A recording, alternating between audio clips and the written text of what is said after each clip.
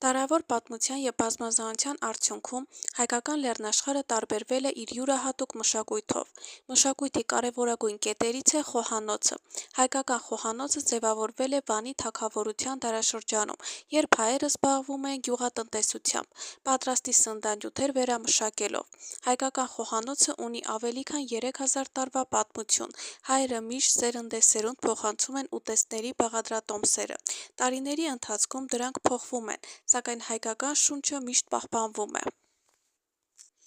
Այսօր կներկայացնեմ ամենահին ավանդական հայկական ուտեստների մասին հետաքրքիր փաստեր։ Պանր խաշը հնագույն հայկական ուտեստ է, որը ավելի շատ բնորոշ է Շիրակի դաշտի բնակչությանը և ունի իր պատրաստման արարողակարգը։ Անունը ծագել է ուտեստի բաղադրիչների անունների համադրումից՝ պանիր և խաշել բառերից։ Պանրխաշի պատրաստման մեջ օգտագործվում է լավաշ, հաց, չեչիլ պանիր, սոխ, անարատ յուղ և եռացրած ջուր։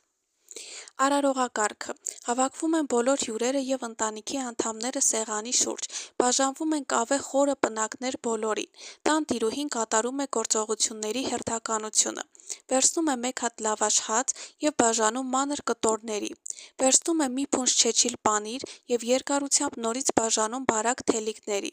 Վերցնում է իր կավե պնակը և պնակում հերթականությամբ տեղադրում առաջին շերտ լավաշ, երկրորդ շերտ պանիր, երրորդ շերտ լավաշ, չորրորդ շերտ պանիր և այդպես շարունակ ըստ ցանկության։ Հրահանգում է բոլորին կատարել նույն գործողությունները։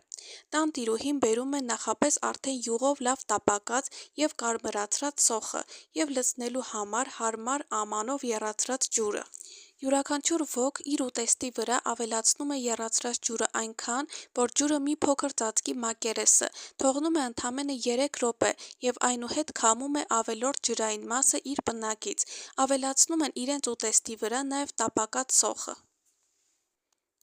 Չորաթանը ավանդական արևի տակ չորացրած յուրահատուկ կաթնամթերք է, որն օգտագործվում է ծիսական և ավանդական հայկական ճաշատեսակների հիմք, օրինակ գալաճոշի կամ չոր թանապուրի։ Այն պատրաստվում է եփված թանից, քամելով և գնդիկների տեսքով չորացնելով։ Այն գոյություն ունի դարեր շարունակ և հիշատակվում է նույնիսկ Սասունցի Դավիթ էպոսում։ Այն ունի թեթև թթվաշ համ և հարուստ է կալցիումով ու սննդարար նյութերով։ Օգտագործելուց առաջ չորացրած չորաթանի գնդիկները լուծում են տաք ջրի մեջ, դարձնելով թան։ Չորաթանով պատրաստում են այնպիսի հայտնի ավանդական կերակուրներ, ինչպիսիք են թանապուրը, գալաճոշը, խաշիլը կամ բորանին։ Կախված Հայաստանի տարբեր մարզերից և բարբառներից, այն ունի նաև այլ անվանումներ՝ պինդ-թան, թորակ և կուլիբա։ Իսկ կուրկուտը ավանդական հայկական խոհարարական գլուխգործոց է, որը յուրօրինակ թանձր ծիսական կերակուր է, պատրաստված մսից և ծեծած ցորենից (ձավարից)։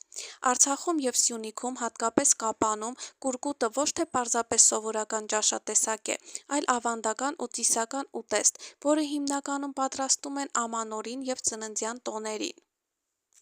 Նախկինում և նույնիսկ այսօր հեռավոր գյուղերում կուրկուտը մատուցվում է հարսանիքների ժամանակ, որպես առավոտյան հյուրասիրություն, որը հագեցնում է մարդկանց քաղցը մինչև հիմնական ճաշատեսակի մատուցումը։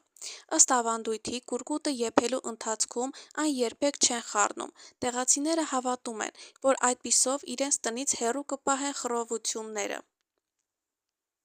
Չնայած կուրկուտը մսով ճաշատեսակ է, ազգագրական սեղաններին այն հաճախ մատուցվում է ավանդական քաղցրեղենի, գաթայի, չրերի և տապակած ընկույզի հետ։